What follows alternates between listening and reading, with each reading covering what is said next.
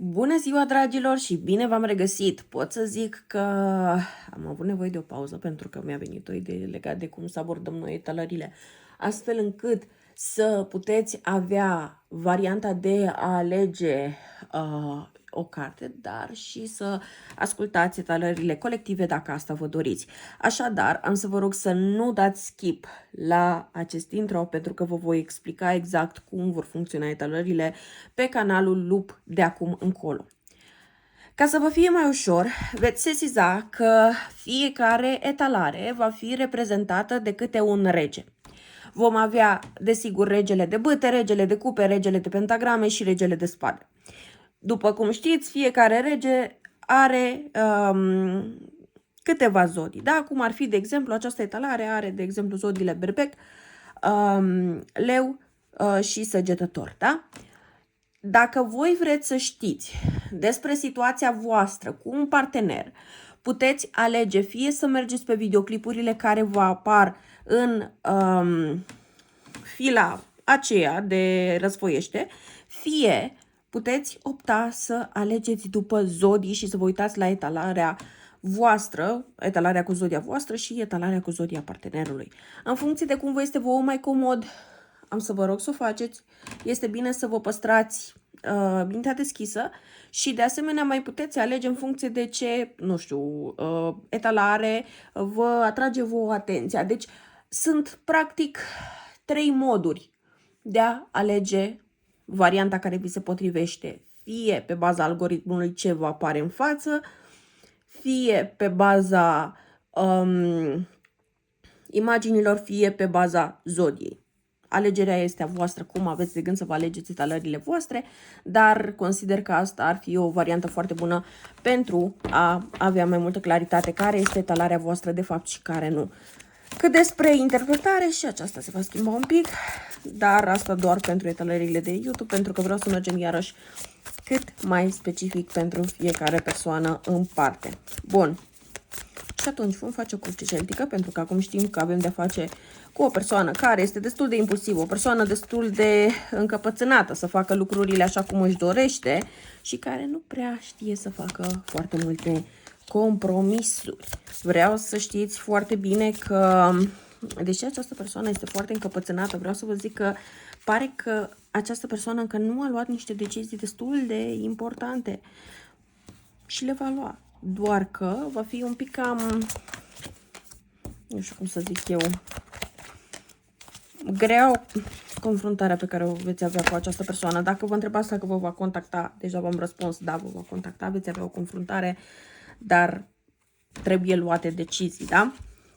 Nu este ca și cum aici lucrurile sunt roz și cu floricele și această persoană doar cedează și voi continuați totul ca și cum n-ar fi fost nicio problemă și lucruri de această natură. Știți foarte bine că noi cam avem de-a face cu realitatea și realitatea nu prea are de-a face cu poveștile drăguțe. Dar mai sunt și cazuri în care oamenii chiar sunt happy, chiar sunt fericiți, chiar nu au probleme de situații toxice și așa mai departe, dar dacă voi considerați că situația voastră nu e toxică, eu o să vă zic de acum, cel puțin această etalare clar nu este pentru voi. Da? 2 secunde numai să văd exact cum așez ăsta telefonul și voi să puteți vedea mai bine tot ceea ce se întâmplă aici. Bun, dar revenind la această etalare, mă enervează că nu stă foarte fix. În fine. Revenind la această etalare, vreau să vă atrag atenția asupra faptului că problema aici nu se pune de dacă această persoană ține sau nu la voi, pentru că persoana voastră este reprezentată de un rege de cupe, ceea ce înseamnă că aici mai puteți fi și persoane care aparțineți de zodii de apă sau partenerul vostru aparține de zodii de apă și ați decis să vedeți ce are de spus și această, hai să zicem așa, etalare. Problema aici este alta. Problema este că aici se simte foarte multă durere, foarte multă suferință, dar nu doar de partea voastră, dar și de partea partenerului vostru. Eu aici nu consider că e unul care lovește în celălalt și celălalt nu suferă, de cel puțin ăsta nu este cazul vostru, dar este o relație extrem de dificilă, o relație în care aveți foarte mult de lucru pentru a face lucrurile să meargă. Sunteți practic 2 caractere destul de diferite. Voi aveți foarte multe lucruri pe care încă mai trebuie să le redescoperiți unul despre celălalt și nu pare că vreunul nu este foarte dispus să cedeze și foarte ușor. Vreau să vă atrag atenția asupra faptului că deși aici aveți de-a face cu un semn de foc, văd foarte multă influență de apă, Rac, Scorpion, Pești, deci un pic de atenție la persoanele din jurul vostru care pot să fie parte din aceste semne sau dacă sunteți voi în semn de apă, trebuie să știți foarte clar că voi aveți puterea de a schimba foarte multe lucruri în această relație. Problema este cum aveți de gând să duceți aceste schimbări, pentru că dacă vreți să vedeți în continuare doar punctul vostru de vedere și să nu țineți cont și de punctul de vedere al partenerului, să nu fiți și nu sunteți empatici, nu încercați să ascultați, nu încercați să înțelegeți, atunci un pic de atenție, pentru că lucrurile n-au cum să evolueze în avantajul vostru și nu o zic pentru că, nu știu, îmi face mie deosebită plăcere să zic chestii negative, ci pur și simplu asta este ceea ce văd, asta este ceea ce trebuie să vă spun. Dar țineți cont că în această situație este foarte mare nevoia ca voi să învățați unde cedați și unde nu cedați, unde aveți de gând să înțelegeți partenerul, unde nu aveți, care sunt limitele voastre personale, pentru că mie mi se pare că foarte multe persoane care urmăresc această etalare nu și-au definit foarte bine limitele personale și sunt într-un spațiu în care uneori puneți prea multe, alteori prea puține și nici cum nu găsiți, să zicem așa, o soluție care să vă mulțumească. Aici consider că este nevoie de lucru cu o persoană specializată. Puteți să faceți și singur shadow work, dar consider că dacă ați apela la ajutorul unui terapeut va fi mult mai ușor și ați avea un pic mai multă claritate în legătură cu direcția în care voi ar trebui să mergeți, în legătură cu acest lucru cu voi înșivă. Dar în ceea ce ține de partenerul vostru, eu vă zic de acum, partenerul vostru este foarte conștient de ceea ce simte, este foarte conștient de rănile care i-au fost provocate de această relație și această persoană a intrat în modul de vindecare. Dar acest mod de vindecare pentru voi poate să se arate ca și cum ar fi lipsă de comunicare, această persoană nu prea dă semne, această persoană se retrage, această persoană vă blochează, această persoană nu răspunde la mesaje și pare că unii dintre voi vreți să meditați sau să faceți ceva pentru a transmite mesaje telepatice probabil acestei persoane. Sunt meditații de această natură, dar nu cred că ar fi o problemă de tipul persoana aceasta nu ar vrea să audă de la voi, ci pur și simplu acum doare prea tare ca să audă mai multe de la voi. Cam asta e situația. Văd totuși din partea persoanei voastre o dorință de a colabora, de a lucra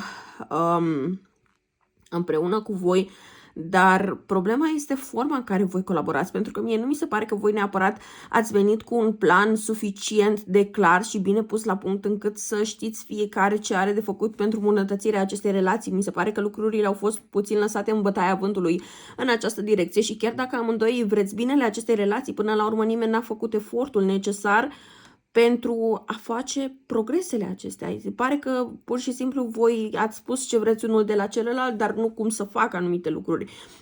Sau aici mai poate să fie posibilitatea că deși s-a comunicat ceea ce se dorește, nu s-a făcut concret absolut nimic, dar nu pot să zic că doar unul sau celălalt, cred că este în egală măsură această problemă, dar cineva trebuie să facă primul pas. Acum, desigur, dacă faceți voi primul pas, va fi mult mai rapid. Dacă nu-l faceți, există riscul ca nici cealaltă persoană să nu-l facă. Și atunci sunteți dispuși să faceți acest sacrificiu și să faceți voi pe plac partenerului, să vedeți dacă lucrurile vor ieși ok. Și atenție, doar pentru că faceți un pas în plus, asta nu înseamnă un pas pe care îl percepeți voi, înseamnă un pas pe care îl așteaptă partenerul sau partenera de la voi, da? Deci un pic de atenție în legătură cu acest aspect. În ceea ce ține de cavalerul de săbii, consider că această persoană, când va fi pregătită, vă va contacta, dar va trebui să fiți foarte stăpâni pe voi, da? Până ce voi veți primi această confirmare, această luminiță verde de la partenerul sau partenera voastră, pentru că vă va da de înțeles când este gata de comunicare, dar nu este gata de comunicare înainte de a spune chestia asta și voi aveți tendința să forțați și să grăbiți comunicarea foarte mult și să nu țineți cont de ceea ce are de fapt nevoie această persoană. Această persoană în acest moment are nevoie de liniște, da? Bun, în ceea ce ține de speranțe și temeri cu 4 de săbii, se dorește liniște, se dorește un pic de pace, se dorește un pic de odihnă și există temerea ca această pauză să fie pentru totdeauna de ambele părți. Deci nu cred că doar unul se teme să-l piardă pe celălalt, cred că este în egală măsură această temere, dar este și o situație destul de toxică pentru amândoi. Bun, apoi cu 2 de săbii, aș vrea să vă atrag atenția asupra faptului că aici deciziile urmează să fie făcute, aici deciziile urmează să se discute între voi, dar nu știu să vă zic cu 2 de spade ca fiind ultima carte dacă răspunsurile vor fi pozitive sau nu. Un pic de atenție cu sincronicitățile de 2, pentru că voi s-ar putea să vedeți foarte multe sincronicități cu 2 și aici este un răspuns deschis, doar fiindcă depinde foarte mult de voi ce se va întâmpla mai departe cu această conexiune. Deci, practic, dacă voi sunteți deschiși să continuați această conexiune, această persoană va reveni la voi când se va simți pregătită și va încerca să continue în legătură cu voi, dar întrebarea se pune cine face primul pas pentru a-i face pe plac celuilalt și dacă celălalt va fi în egală măsură dispus să facă același efort pentru voi. Hai să vedem intenții, sentimente și acțiuni.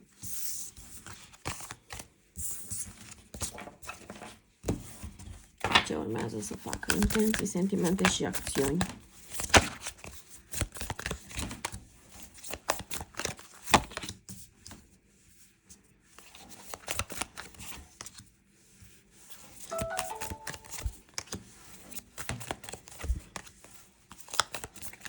Încă o dată, sentimente această persoană are. S-ar putea să se manifeste spre voi mai mult ca un fel de gelozie, posesivitate, faptul că această persoană nu acceptă ca voi să aveți posibilitatea de a cunoaște alte persoane, indiferent dacă sunteți separați sau nu, pentru că aici există și persoane care vor fi suficient de posesive încât și dacă sunteți separați nu acceptă că voi să aveți pe altcineva. Ideea este că această persoană simte că ar putea avea totul cu voi. Cred că de asta există și tendința asta de a continua această situație, în ciuda faptului că lucrurile nu merg așa cum ar trebui.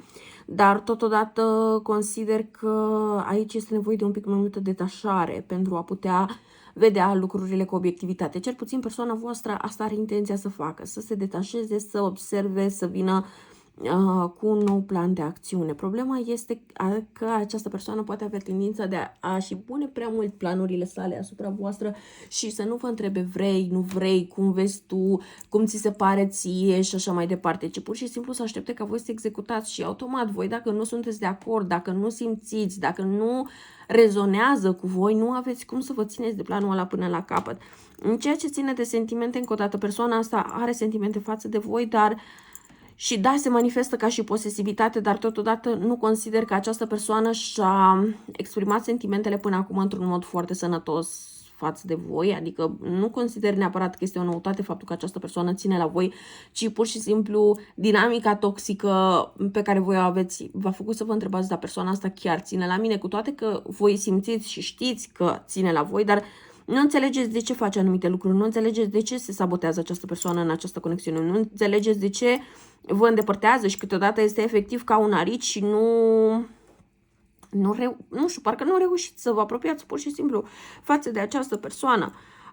În ceea ce ține de acțiuni, totuși nu văd că această persoană se grăbește să facă un prim pas. E nevoie să aveți răbdare, nu o să vă placă, nu o să fie plăcut, nu o să fie drăguț, dar este necesar în această conexiune. Sincer, aici este vorba de o rezolvare care se poate găsi în timp și știu că este mult, dar pentru unii dintre voi poate dura chiar până la toamnă, iar pentru alții dintre voi poate fi un pic mai repede și în sensul să vedeți deja primele semne în luna mai, dar oricum este nevoie de așteptare, oricum este nevoie de timp, este nevoie de vindecare aici și nu doar de o parte de ambele părți, dar în special energia feminină are nevoie de o pauză și de a se regăsi pe sine, pentru că aici apare că partea feminină este cea care s-a retras cu eremitul, partea feminină este cea care nu prea dă semne să comunice. Ideea este că aici cu regele de săbii, chiar dacă voi vă grăbiți să comunicați, să impuneți, să faceți, să dregeți, problema este că dacă nu găsiți un mod mai călduros, empatic, mai, nu știu, altfel de a fi, de a comunica, de a lua lucrurile, nu o să reușiți foarte multe să rezolvați cu spada, adică această persoană consider că, mai ales fiind o regină de pentagrame, dorește confort. Energia voastră este foarte mult de spade, de atac, de luptă și această persoană își dorește confort. Nu aveți cum să veniți la această persoană și să așteptați să accepte lupta când tot ce își dorește este confortul. Deci încercați cumva să găsiți un mod mai confortabil de a vă raporta în relație, de a comunica cu această persoană și de a conduce această relație. Nu cred că această persoană are neapărat o problemă cu controlul. Adică aici este o persoană care vrea controlul cu orice preț, dar nu știe să-l gestioneze și mai este o persoană care nu vrea controlul, dar se vede nevoită de foarte multe ori să conducă această situație pentru că cealaltă persoană o face în mod greșit. Cam asta este toată dinamica. Dar dacă știți voi că nu sunteți persoanele dornice de control, atunci știți foarte clar care e care. Bun.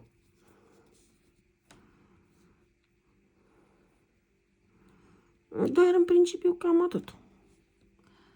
Dacă doriți o etalare personală, aveți toate detaliile în descriere și desigur dacă vreți mai multe etalări, puteți să reveniți și zilele următoare pentru că voi posta regulat câte o etalare pe câte un rege, da? Bun. Cam atât aveți de la mine de această dată. Ne auzim. La revedere!